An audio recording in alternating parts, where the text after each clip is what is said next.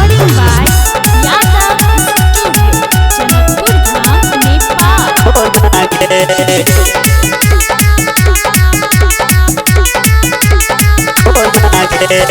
चोरू में सुतला बहिन रहो आइल रे, ओही से भेंट कर एलियो नहीं काइल रे।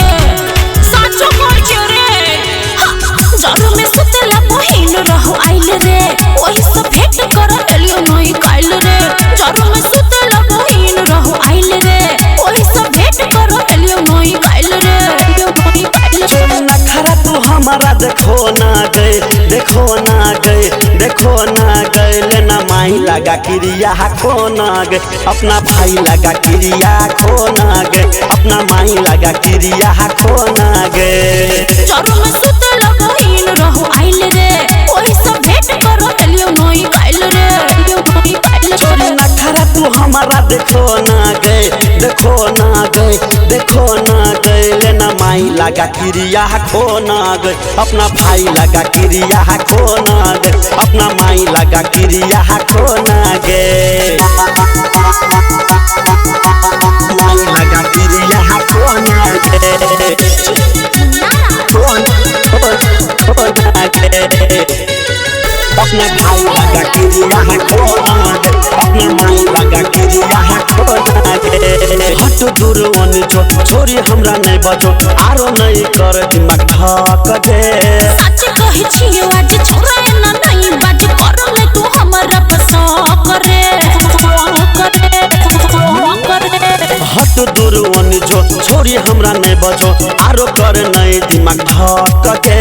सच कहै छियो आज छोरा ना नहीं बाज करले तू हमरा पसंद करे। छोरी माथा तू हमरो गरमो ना गे, गरमो ना गे, गरमो ना गे, लेना माई लगा क्रिया खो ना गे, अपना भाई लगा क्रिया खो ना गे, अपना माई लगा क्रिया खो ना गे।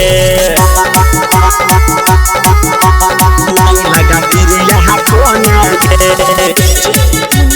खो ना गे, अपना भाई लगा क्रिया खो ना गे, अपना माई लगा क्रिया खो ना गे। हमरा बजल तू फोन नहीं केल, तू जान कर दिल हमरा धोखा गे।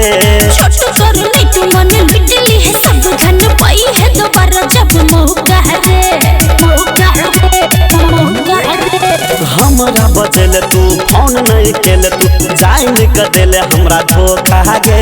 छोट करनी तू मन बिजली है सब धन पाई है दोबारा जब मौका रे।